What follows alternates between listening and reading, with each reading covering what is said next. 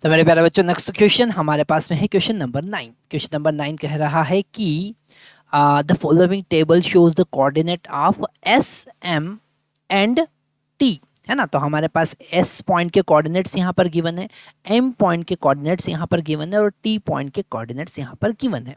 In each case state whether M is the mid point of the segment S T, है ना। हमको हम check करना है कि वो उसका मिड पॉइंट है या नहीं है।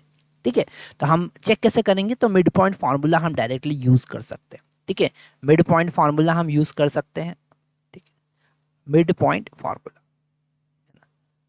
तो मिड पॉइंट फार्मूला में जैसे अगर कोई लाइन पर, एक लाइन पर, है ना, अगर हम इसका सेंटर कोऑर्डिनेट, मिड पॉइंट के कोऑर्डिनेट फाइंड करना चाहते हैं, तो अगर यहाँ पे x1 और x2 है, तो जो मिड पॉइंट के कोऑर्डिनेट्स होंगे वो होंगे x1, x कोऑर्डिनेट होगा x1 प्लस x2/2।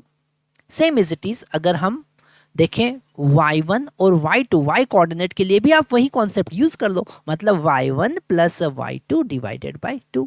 ओके, तो हमने यहाँ पर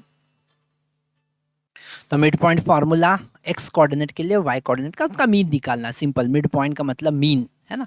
तो यहाँ पर अब हम चेक करते हैं सबसे पहले फर्स्ट वाला केस। ठीक है, फर्स्ट वाला केस तो -3, ठीक है, -3 x coordinate x1 plus x2, तो x1 -3 plus 3/2 that is equal to 0। तो x कोऑर्डिनेट आया 0 और 0 plus 0, 0 plus 0/2 that is equal to 0, मतलब सही है। यहाँ पर जो m है वो उसका मिड पॉइंट है ना। अब हम सेकंड के लिए चेक करते हैं। अब आपको करना है, ये वीडियो पॉज कीजिए, आपको करना है ये वाला क्वेश्चन सॉल्व कि जो 2 plus 4, so 2 plus 4/2 that is equal to 6 plus 2/2 that is equal to 3। तो x कोऑर्डिनेट तो सही आ रहा है।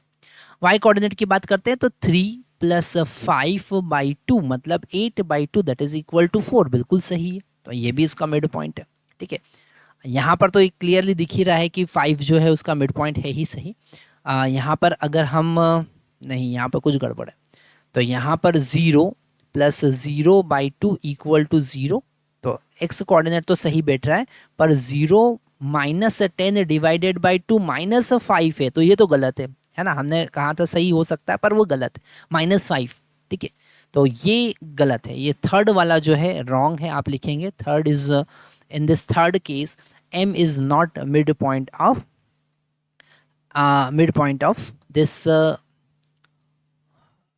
s and t। ठीक है, नेक्स्ट हम देखते हैं। तो यहाँ पर नेक्स्ट के लिए हमारे पास में है -8 प्लस 6/2, तो -8 प्लस 6 तो -1 होगा। ठीक है, और तो -1 तो है ही नहीं, मतलब ये भी मिड पॉइंट नहीं है। तो मिड पॉइंट फार्मूले से आप चेक कर लो कि वो मिड पॉइंट है या नहीं है ना। तो और 7 - 2, तो 7 - 2/2 मतलब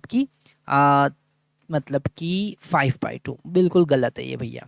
ठीक है, तो हम यहाँ पर लिखेंगे कि ये जो दो ऊपर वाले केस है वो करेक्ट है और नीचे वाला केस रॉन्ग है, ऐसा नहीं।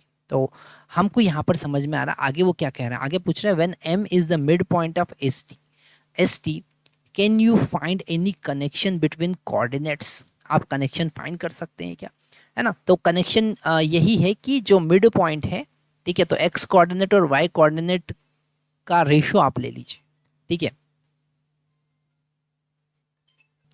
तो यहाँ पर जब हम देख रहे हैं तो x और y कोऑर्डिनेट का जब आप मीन फाइंड कर रहे हैं, जब एवरेज फाइंड कर रहे हैं, वही उसका मिड पॉइंट। तो यहाँ पर वो कह रहे हैं कि when m is the mid point of st can you find any connection between the coordinate of m st। ठीक है, तो यहाँ पर कोऑर्डिनेट में क्या कनेक्शन है? कनेक्शन ये है कि s और t के अगर वो मिड पॉइंट है तो s और t के कोऑर्डिनेट्स का जो मीन है वही उसका मिड पॉइंट है। ठीक है, तो हम यहाँ पर लिख सकते हैं व्हाट इज द कनेक्शन। हम लिख सकते हैं कि mean of coordinates, okay, coordinates of s and t is equal to coordinates of